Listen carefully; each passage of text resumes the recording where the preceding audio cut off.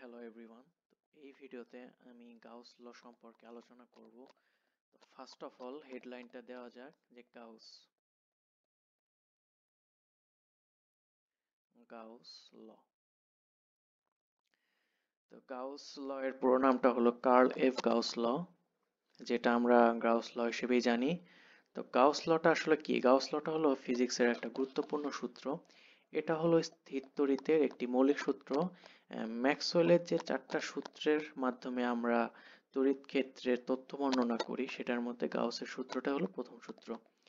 তো গাউসের সূত্র দিয়ে আমরা কুলম্বের সূত্রে যাইতে পারি। তো এই গাউসের সূত্রের আমাদের একটা তড়িৎ ফ্লাক্স নামক একটা রাশি থাকে, তো যেটাই মুখ্য ভূমিকা পালন করে। তো ফার্স্ট অফ অল আমরা গাউসের সূত্র যাওয়ার আগে তড়িৎ ফ্লাক্স জিনিসটা কি সেটা আমরা আগে জানবো। তড়িৎ ফ্লাক্স, এটাকে আমরা ইংলিশে বলি electric flux. Electric flux, so এটার আইডেন্টিটি হলো ফাই, কিংবা আমরা অনেকে ফাই ই দ্বারা প্রকাশ করি। ইলেকট্রিক ফ্লাক্স হলোটা কি? তড়িৎ ক্ষেত্রের মধ্যে যদি কোনো তল কল্পনা করা হয় এবং তার সাথে যদি তড়িৎ ফ্লাক্স সংশ্লিষ্ট থাকে, দ্যাট মিন্স ওই তল দিয়ে যদি তড়িৎ ফ্লাক্স অতিক্রম করে বা প্রবাহিত হয়, কোনো তলের ক্ষেত্রফলের সাথে যদি ওই তলের লম্ব বরাবর তড়িৎ ক্ষেত্রের প্রাবল্যের উপাংশ গুণ করলে তড়িৎ ফ্লাক্স পাওয়া যায়। আমরা যদি একটা তল কল্পনা করি, এই তলটা হলো এস এবং এই তলের লম্ব বরাবর যদি তড়িৎ ক্ষেত্র ই প্রবাহিত হয়, তাহলে আমাদের তড়িৎ ফ্লাক্স এক্সিস্ট করবে। তো তাহলে আমাদের তড়িৎ ফ্লাক্স হবে হলো flux E is equal to E S.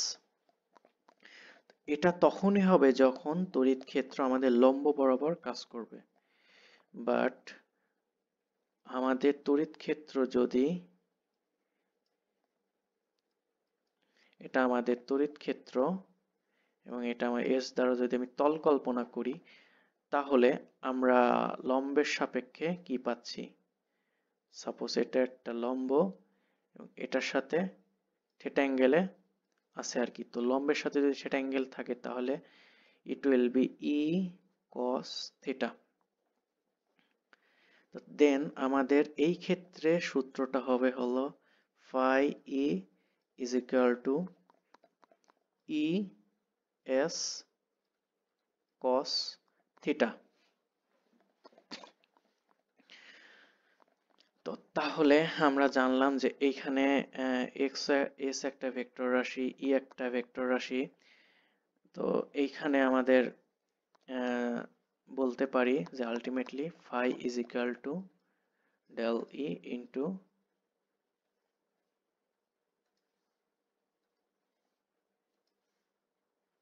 Del S. এইটা আমাদের তড়িৎ ফ্লাক্সের জন্য প্রযোজ্য। এখন আমরা চলে যাব গাউস সূত্রে।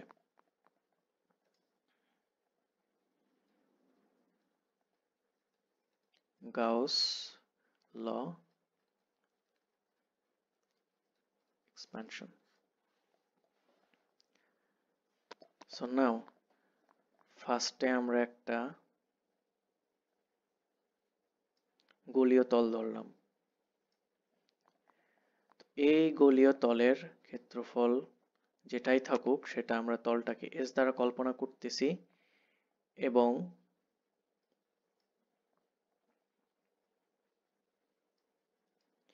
এই বরাবর আমাদের তড়িৎ ক্ষেত্র প্রবাহিত হচ্ছে। সো এইখানে যে আমাদের ছোট যে এরিয়াটা আছে, সেই এরিয়াটা আমাদের খুবই ক্ষুদ্র একটা area, that will be DS. তাহলে কোন তড়িৎ ক্ষেত্র যদি ই তে অতি ক্ষুদ্র একটা তল, অতি ক্ষুদ্র একটা তল ডিএস বিবেচনা যদি করা যায়, তাহলে ওই তলের সাথে আমাদের তড়িৎ ফ্লাক্স কি হবে, ডিই ই ইন্টু ডেল এস। তাহলে আমাদের জাস্ট এইটুকু তলের জন্য আমরা তড়িৎ ফ্লাক্সটা পাচ্ছি। তাহলে আমাদের যদি সমগ্র তলটা লাগে তাহলে আমাদের ইন্টিগ্রেশন করতে হবে। সো যেহেতু এটা ক্ষুদ্র জন্য, তো পুরোটা হলে আমাদের ফাই হবে, phi E is equal to integration of, এটা আমাদের পুরোটা তল, so E into d S. তো এইখানে যদি আমাদের কোনো ক্ষেত্রফল তথা ভেক্টর সর্বদা তলের সাথেই আমাদের লম্ব বরাবর কাজ করবে, এবং কোনো যদি বদ্ধ তল থাকে, দ্যাটস মিন এই তলটা তো একদম মানে বদ্ধ তল, তো বদ্ধ তলের জন্য আমরা এখানে একটা সাইন ইন্ডিকেট করি,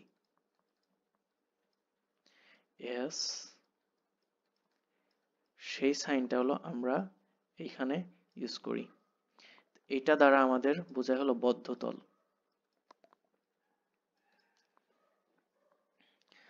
এইখানে আমরা ইন্টিগ্রেশন করার পরে আমরা পুরো তলটার তড়িৎ ফ্লাক্স নির্ণয় করতে পারবো। সো নেক্সটে আমরা বলতে চাচ্ছি যে যে তড়িৎ ফ্লাক্স আছে এটা একটা স্কেলার রাশি। সো তড়িৎ ফ্লাক্সের যে এককটা আছে সেই এককটা হবে হলো newton per coulomb metre square.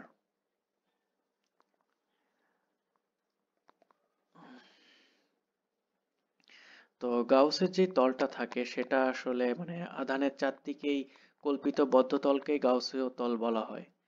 তো গাউসের তল মানে যে কোনো আকৃতির হইতে পারে, লাইক রাউন্ড শেপ হইতে পারে, স্কোয়ার শেপ হইতে পারে, এরকম আলটিমেট শেপের হইতে পারে আর কি। তো আমরা তো তড়িৎ ফ্লাক্স সম্পর্কে জানলাম, তো আমাদের এখন গাউসের লটা কি বলতেছে, যে গাউসের সূত্রটা হলো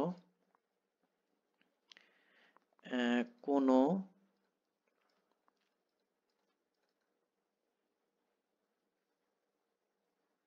তড়িৎ ক্ষেত্রে কোনো বদ্ধ কল্পিত তল, যেটাকে আমরা বলতেছি হলো গাউসীয় তল, তড়িৎ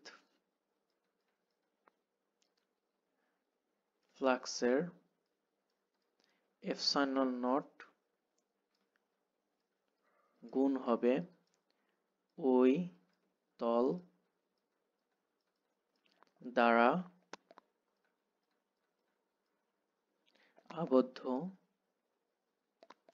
মোট তড়িৎ আধানের সমান। তো গাউসের সূত্রটা আমাদের বলতেছে যে কোনো তড়িৎ ক্ষেত্রে কোনো বদ্ধ কল্পিত তল, দ্যাট মিন্স গাউসীয় তল, তড়িৎ ফ্লাক্সের ইনট গুণ হবে ওই তল দ্বারা আবদ্ধ মোট তড়িৎ আধানের সমান। আমাদের যে এটা হলো তড়িৎ ফ্লাক্স, তার সাথে আমাদের ইনট গুণ হবে এবং সেটা সমান হবে হলো তড়িৎ আধান, দ্যাট উইল বি কিউ। তাহলে আমরা বদ্ধ তলের জন্য আমরা বলতে পারি e naught s e d s is equal to Q.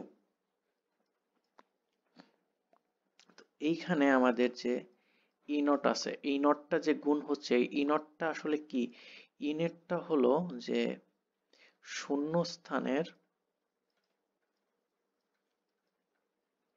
ভেদন যোগ্যতা, ই নটটা হলো শূন্যস্থানের ভেদন যোগ্যতা। এইটা আমাদের ছিল হলো তড়িৎ ফ্লাক্স, তো তড়িৎ ফ্লাক্সের সাথে আমাদের ই নট গুণ হয়েছে যে, এবং এটা হচ্ছে আমাদের তড়িৎ আধানের সমান। তো ফায়ের মানটা আমরা বদ্ধ তলের জন্য এটা ছিল, তো এটা থাকার কারণে আমরা ই নটের সাথে এটা গুণ করে দিছি, যেটা আমাদের তড়িৎ আধানের সমান হচ্ছে। তো এইখান থেকে আমরা যেই কুলম্বের সূত্র আছে, তো কুলম্বের সূত্র থেকে আমরা গাউসের সূত্রে যাব। তো কুলম্বের সূত্র আসলে দুটি বিন্দু আধানের মধ্যকাল বলের জন্য প্রযোজ্য হয়। তো ফার্স্ট অফ অল আমরা একটা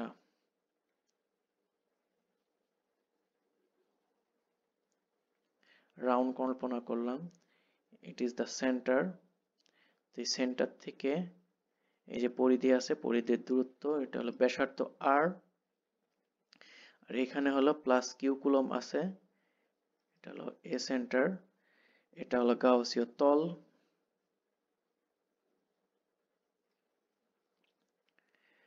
এই যে পয়েন্টটা আছে, এই পয়েন্টে আমি যে তড়িৎ প্রবাহ হচ্ছে, এন্ড এই যে এইখানটা যেটা আছে না, সেটাকে আমি ছোট্ট একটা কল্পনা করলাম ডিএস,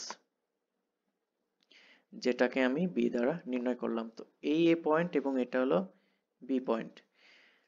আর এই যে এখানে যে আমাদের তড়িৎ প্রবাহ হচ্ছে এবং এইখানে আমাদের কি পরিমাণ আধান যাচ্ছে এবং কত তড়িৎ ফ্লাক্স হবে সেটা আমরা নির্ণয় করব। তাহলে এইখানে যে মানে তড়িৎ প্রাবল্য, তড়িৎ প্রাবল্য E is equal to 1 by 4 pi epsilon naught Q by R square, and d phi is equal to এত del s, এই দুইটা আমরা জানি। তাহলে যদি এই তলে যদি মানে আমি ইন্টিগ্রেশন করি এবং সমগ্র তলটা যদি মানে এটা জাস্ট ছোট, এটা ডিএস ছিল, এখন আমি সমগ্র তলের জন্য বের করব।